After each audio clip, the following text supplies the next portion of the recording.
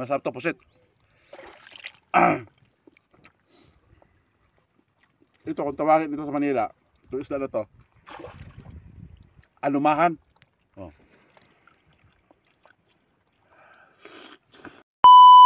For today's mukbang guys, yan. Ang sarap mag-picnic at sarap maligo dito. Yan. At meron tayong sariwang isda. Yan. Mula yan dito sa mangingisda sa aming lugar. Ayun no, nahuluan ng isang pusit. Ayun no. Napakasama, napaka-fresh. Ha? Ito'y napakasarap nito sa ano guys? Sa kinilaw. Yan, tabi natin yung plastic. Huwag nating lagyan ng plastic ang dagat dahil para manatiling malinis ang ating karagatan. Oh. May pusit na nahalong isang piraso oh. Napakasarap nito. Oh.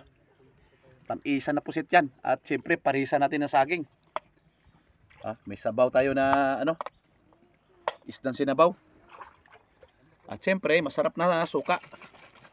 Oh. Damo ang suka. Lami ni kayo rin akong mukbangon kay labas kayo ni guys. Ano pa hinintay natin? Huwag na natin patagalin pa. Napakasarap na mumukbangin ko ngayon. Oh. Yan. Fresh from the sea with saging. Bismillah. Sinabawang lapis.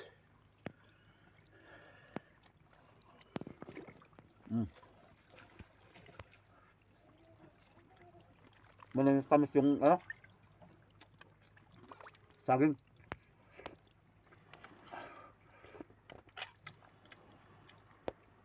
Tanggalin natin ang ulo. Oh.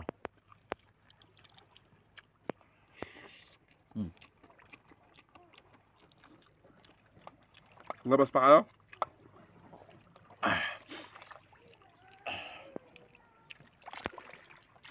Sausaw lang sa dagat. Nawa na. Sausaw lang sa dagat. Press na press.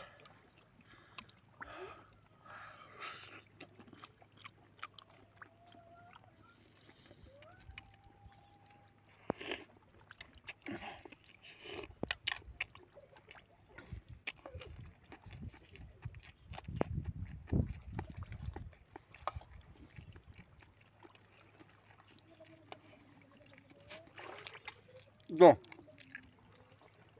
Masarap to pusit. Tanggalin natin ng ano. Labas kayo. Oh. Sausaw lang sa dagat. Sausaw suka.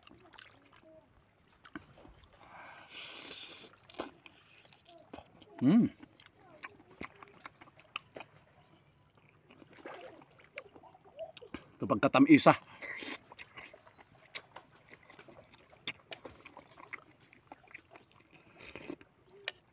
Kaya pala tinawag na tam-isan yan.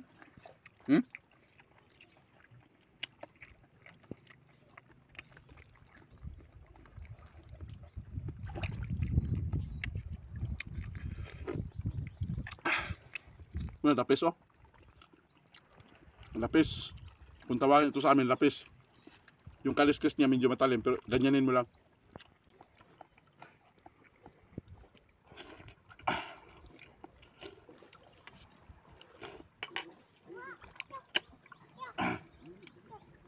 Labas kayo. Hindi ka talaga maano sa pagkalabas niya. Oh.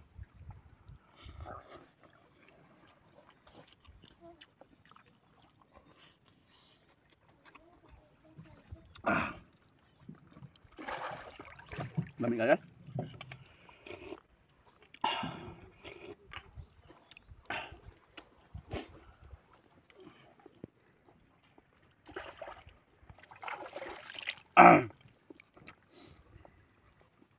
Ito kung tawagin dito sa Manila, itong isda na to, alumahan. Oh.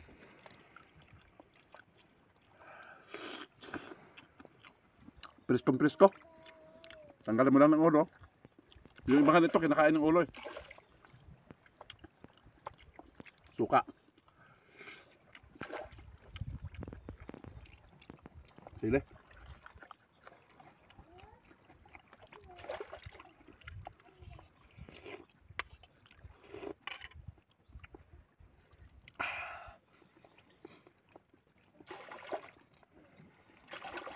Hugasan natin yung pusit. Tanggalin natin yung may ano kasi siya, may tawag nitong parang ano, ito. Ayan o. Tanggalin mo yan para hindi ka maano. No? Labas kayo.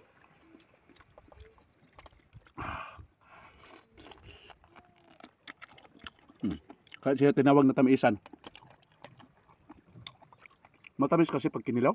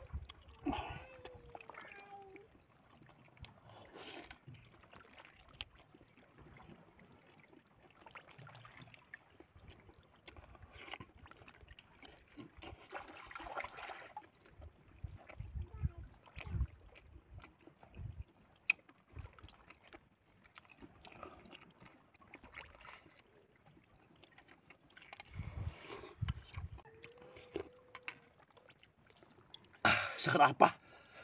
Sarapa gid. Ulo. Sa mga nakakilala nito, ito yung lapis. Lapis.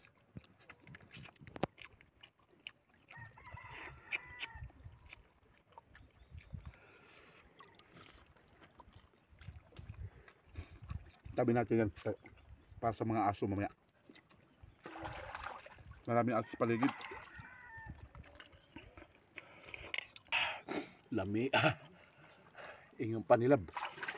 Basta labas, bira. Oh.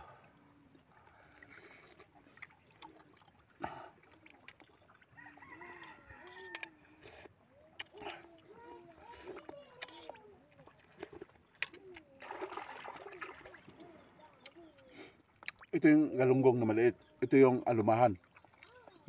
Ano? Alumahan. Pilis na pilis, parandas eh.